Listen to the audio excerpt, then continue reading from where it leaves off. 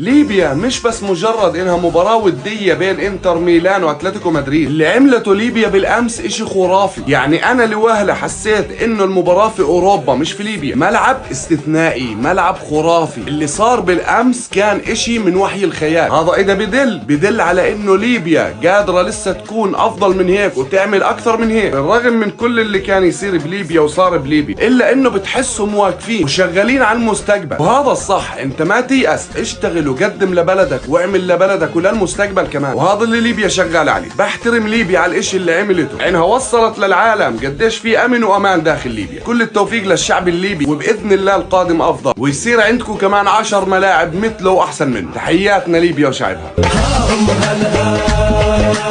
يوم شكلها يتقرعوا صفوا وحلها جورها لها.